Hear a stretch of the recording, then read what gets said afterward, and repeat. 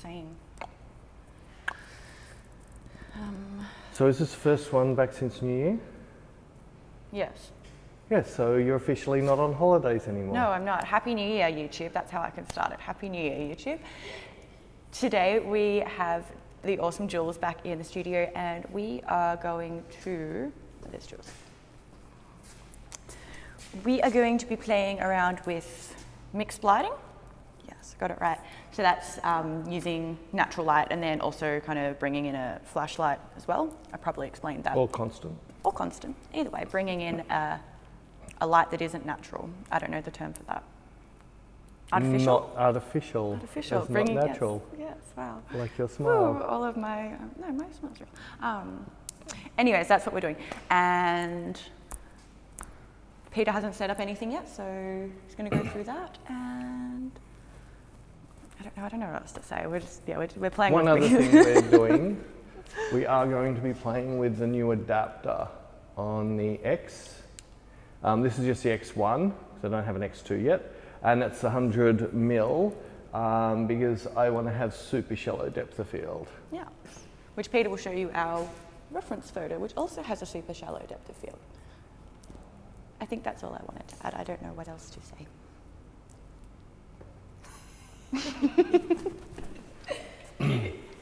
So today we're going to do some playing with lighting and, oops. I'm going to start off, what I want to do is do something using mixture of lighting, so flash lighting and natural light. Because it's going to be black and white, the colour matching is not going to matter so much. If we're doing this in colour, we'd have to then try and work out a way to balance our two different colour temperatures. But with this, I don't need to worry.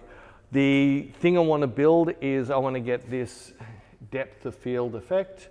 I want to get this backlighting effect. I want to try and get a nice front lighting effect. I don't know if I'll go quite as dark up around the eyes, but you know, the hair is in and out of focus, like the tips of the eyelashes in focus, but then by the time you get to the eye, it's out of focus. Like the lips are in focus, but the tip of the nose is out of focus. So it's very, very shallow. So what I've decided to do for that is by putting, this is a 100 mil f 2.2 with the new XH converter 0.08 onto the X. Now this is an X1, not the X2, but it doesn't make any difference if it was 1 or 2. What this is going to do is change this lens down to about f1.8 and down to about an 80 mil. So this is going to give me this unbelievable shallow depth of field, which means I can get this beautiful background set up like this. And then first thing I'm going to do is get my shot roughly set up, then I'm going to introduce a backlight, and then I might have to introduce a front bounce, but you'll see me build on that. With this shot, I do want it on one position, and it might take me a little while. So I'm going to stick Jules on that, and when we come to shoot, all I'll do is we might stand to do the shoot, but this just allows me to set up. Right, so I can do 1.8 at 400 ISO, so 100 ISO, 400th of a second. Right, so I don't care about the background, just looking at the foreground.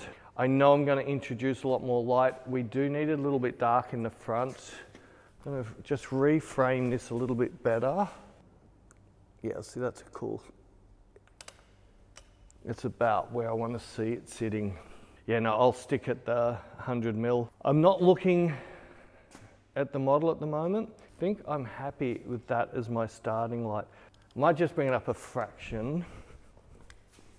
Yeah, I'm sitting at 400th of a second, so I can easily come down to 250th of a second. Cool, and I'm going to put stuff in to break up that background there. I think I'll just use the standard, which is the default one. That's just going to give me predominantly green with a bit of red and blue. I'm liking how that's sitting. I'm not going to play with that anything else yet. I'm just going to use that only. So the first thing I want to do is just break up this background. So I'll worry about lighting once I got the actual scene the way I want to see the scene. And I'm just going to put objects of all different shapes and sizes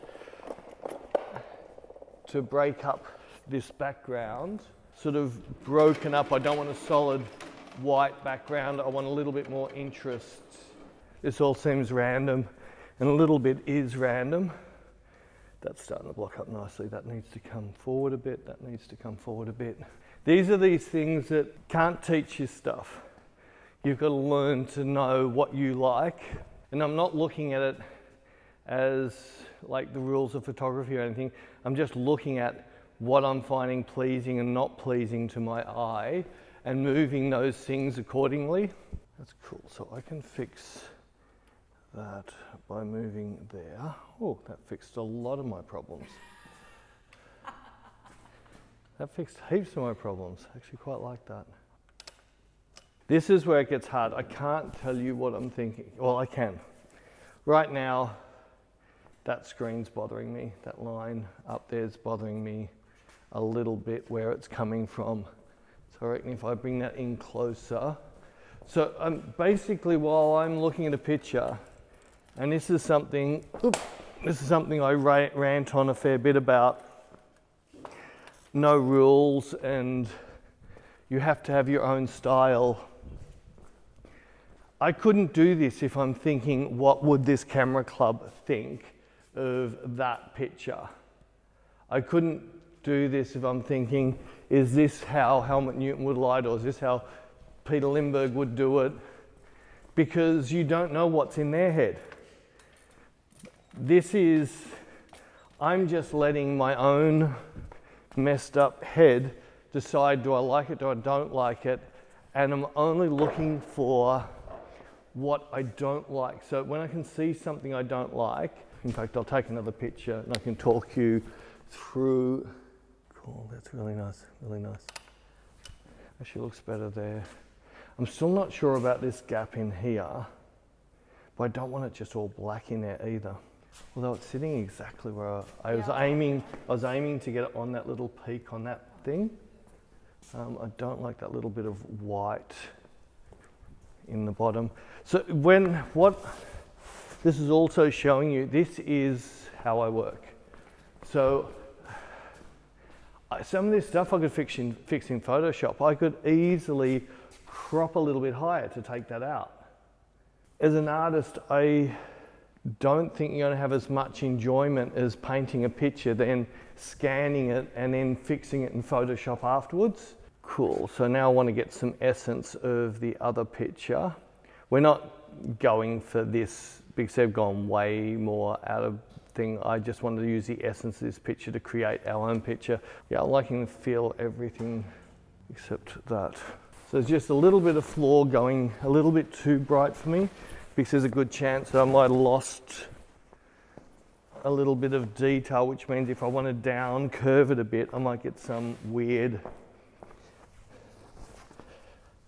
thing happening that I don't want to have to try and fix up later.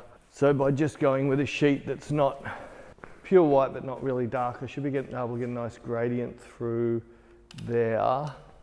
Perfect. All right. Background I'm happy with. Now let's get the model backlit. So I might just use a bare bulb. What I'm trying to do is because this is a flat bulb, that's going to hit her, but I want some bounce happening off that wall so I can get a sort of a blown out backlight on this side of her hair. Kaboom. So we've blown out her hair. We have definitely added, if you look in here, we've definitely added light into this side. So I've gone up to 400th of a second because I can sync right up to 2000th of a second on here. And what that's done, it hasn't turned down the light, it's turned down the ambient light. And this is starting to give me the feel I want. I'm starting to get that nice sort of crystally look on her hair. So right at the moment, I'm only looking at my highlights on her hair. I'm not looking at her face yet, because we're going to have to work on that separately. So what I've done, I've turned the light down a little bit more to take the hot spot off her, aim it more into the middle of her back. And I've turned the light up now. Cool. So what I'm trying to do is see how I'm getting this nice little backlit on here. The top of the hair It's maybe a fraction too hot for me, but I'll just tilt the light down, which will fix that.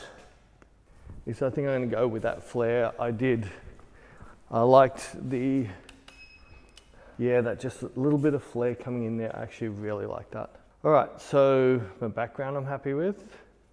My backlight I'm happy with. The light on your face I'm not happy with. I'm just going to cheat for a second. I could use a foam board, but I'm liking the unevenness of this reflector, the way it's working.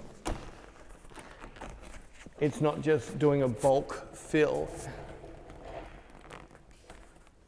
I know this looks really, really unprofessional, but welcome to my studio. Cool, that's pretty, that's really pretty.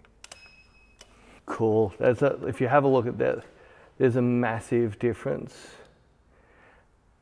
to that. And look at that beautiful catch light that started to come into here now. We've got this nice sort of kick light. And I know it's looking really milky, I'm gonna work on that in a minute, but I'm liking that milkiness, I've done that on purpose. Do I need to do anything more? I just want to try a couple of things now. So I'm just putting a black board to block this white wall that's going to get some kick off the background, and it's also going to cut that side of her face a little bit, and it has definitely cut on her face, but has it made her look more attractive or less attractive? Don't like it. All right, so because I didn't like that, I wonder what happens if I do the opposite, to grab any spill from that backlight and bring that spill in onto the side of her face. Oh, I like that. So that's a massive difference. See how much softer it makes her face? So that was before either. That was when I put dark on one side. That's when I brought that wall on that side. That's actually setting that shot up really nice. I want that feeling like the old band I used to be in. We were like heavy rock band, and we had the sweetest voice singer out the front of the band. So I wanted this sort of grungy, raw type of lighting and background in that, but I want to get this really prettiness and sweetness into the actual model. So the one other thing that's just bugging me a little bit is this is just feeling a little bit too round. Let's see if I can make it worse. Yeah, see how it's made that, it's very round, that catch light. I just want to try and take the roundness off that and take it a touch higher.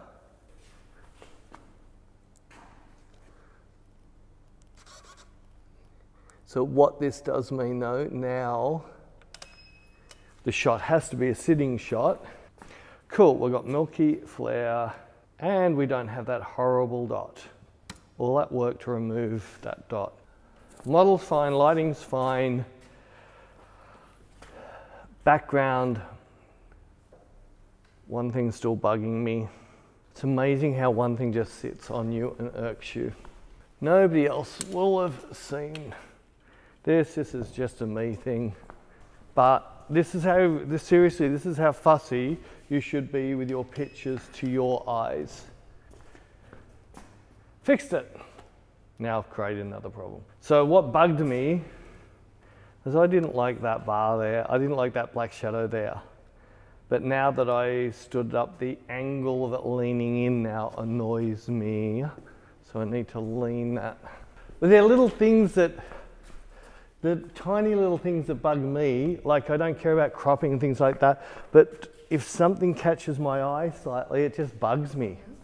It's like if a picture frame's crooked in a house. Yeah. All I want to do is fix it. I can't not want to fix it. Whereas someone can crop somebody off at right in the middle of their elbow, and that doesn't bother me at all. So it's just, that's so pretty. All right, now I'm 100% happy with everything in the background. So now I'm going to do my darkroom work. Well, part of my darkroom work. Let's make it mine. I just want to get a little bit more black into the or darker into the mids a touch. Now that I've done this, I'm just feeling to get my blacks where I want my blacks. So I want the milkiness, but I don't want my blacks milky. I know it's really weird what I'm saying, but let's try one other little thing. You thought we were there and we're not. So if we're going to have mixed lighting, we might as well have completely messed up mixed lighting. What I want to do is I want to punch a little bit more light into her face. I'm just going to take a shot and see what I get. It's most likely too bright. Cool, it looks nice through the viewfinder. Oh, that makes a massive difference. Cool, that's really pretty, that's really pretty. Kaboom, this is getting so much nicer. I know it's different to the original picture we went with, but now I can actually do what, yeah, that's what I wanted to do. How do you feel about that? Do you like? I like this. Yeah, happy. I might just leave that. You happy with that? Really nice. Really nice. So now let's get a picture. So now I'm just going to double check my focus. I'm manually focusing this because I'm not happy. So what I'm doing, I've got focus peaking on and I'm trying to see where the peak, the middle of is. I'm going to take a shot. I'm just finding with this, the autofocus works okay, but yeah, see that's got me what I want. So remember, I am shooting at f1.8. So the lips and the eyes are sitting in focus, but you'll see how there's no pores of the skin because they're sitting on a different plane. They're going to fall out. The background's falling out really nicely. But yeah, I'm liking everything about this shot. And it's now my job to get the model to zhuzh. So what's his name? Jara. Oh, that did it. She's freshly in love, so it works. You've just got to be careful with bringing up boyfriends and partners because not every morning's the same. So what might be fully in love one day could be a hate. Agree?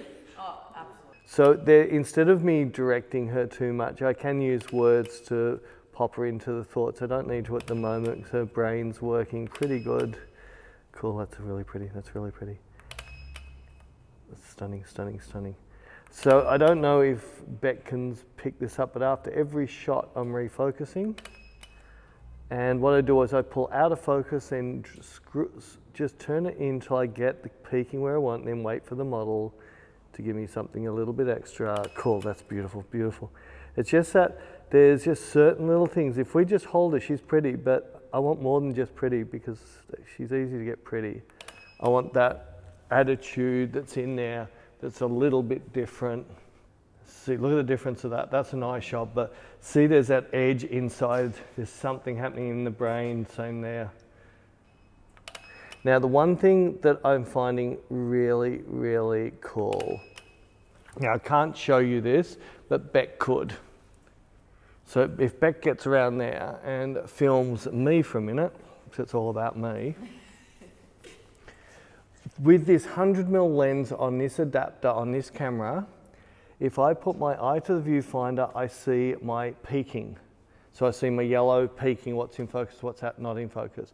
If I keep my other eye open, I have stereoscopic. It's identical.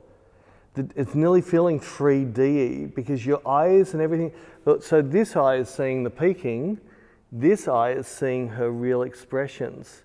So I'm just using the eye in the viewfinder to get my focusing and the eye on, cool.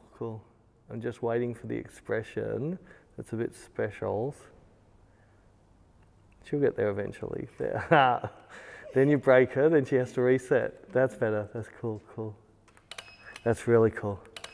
If you hold them too long, they get stale. I need a fresh little quirk. I need the look that she wants to just let him know how much she likes him without saying it. That's better. Cool. Beautiful, beautiful, beautiful. That's stunning. Yeah, pretty. These are really pretty, girl. I'm liking this. Maybe My down curve's a touch more than I want it. That's it. Do you likes? Yeah. You sure? I think I can do better. You can do better? Oh well. But I really like it. We get asked a lot, why don't we do some tutorials on shooting film? Because I'm going to show you how much fun it is to do a tutorial shooting on film. So I'm just going to set this. We were shooting at 400th of a second at 1.8. This is a 2.8 lens, so mathematics. So I go 2.8, maybe 160th of a second. Boom, boom. Now I'll just take my digital back off, replace it with a film back, protect my sensor.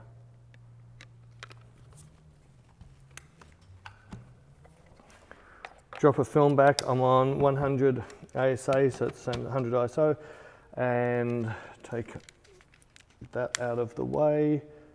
That's ready to shoot. Let's get my trigger. Let's put that in, and off and running we go. Cool, that's really pretty. Cool, that's really pretty. Better face, come on. This is film. This is going to cost me money each. No dud faces, you're not allowed. No blink shots. Cool. Cool. Cool, give me a thought. Every picture needs to be a thought. That's better. Has to be a thought. Cool, cool, cool, cool. That's beautiful. Keep going, don't hold. Video, remember? Cool. That's really pretty, that's really pretty. I broke it. Anyway, that's most likely enough frames anyway. Have I got flat battery? Yes, I have flat battery. In this world of film, I've still got a flat battery, but I rolled off a few frames. So you can see how much different that is, shooting film to digital. That was a lot of difference, wasn't it? Do you want to see the pictures? Yeah. Yeah, I'll show you in a couple of weeks when I get them back. So yeah, when I will post some pictures when I get them back, but it should be the same as that, but with a film look on it. It shouldn't be any different, I think. What? It's your turn. We hope that you enjoyed this mixed lighting tutorial. As always, there will be a full in-depth version of it on Inspire, along with other things that we don't post on YouTube, like there's an interview with Jules as well. There's other tutorials as well that are there. I think there's over 300 videos on there. So that'll we've got be a much more in-depth of this. That's what I said. The in-depth version of this will be as I'll normal. Shut up then. Well, it's fine. You just don't listen You're not to using your hands as much as you normally do. Well, I know. I'm sure that people will just like make a comment if I do. Well, they do. Sass. It's Sassy Fridays. No, it's Hanger Fridays. Hey, oh, you're hungry. I'm hungry. It's lunchtime. Yeah, so that'll be down there below. Typical things I always say as well. Leave comments and questions. We do still have a few spots left for Melbourne workshops, although we're not sure what's happening with borders in Australia at the moment. But if you do live in Melbourne, that's still going ahead. There's a few spots left. Links to that will be below. And Happy New Year, and thank you for all your support over 2020, and we hope this year will be better. And we're going to try and do a few more of these for all of UK that are stuck in lockdown for the next you didn't tell 6 me that. weeks. Don't you watch the news? Yeah, but you didn't tell me that. Oh, hang on a second. Hey Beck, can you just mention that people are in lockdown and we're going to try and do some extra work for them while they're in lockdown? Okay, thank you, Kate. Now that Peter has informed me that we're going to do some extra work for the people in the UK, we hope everything's okay for you guys over there, as with everyone around the world. Yeah, we'll try and keep content up now that we're semi-free. I think that's all. I don't have my clapperboard. So just do the old school.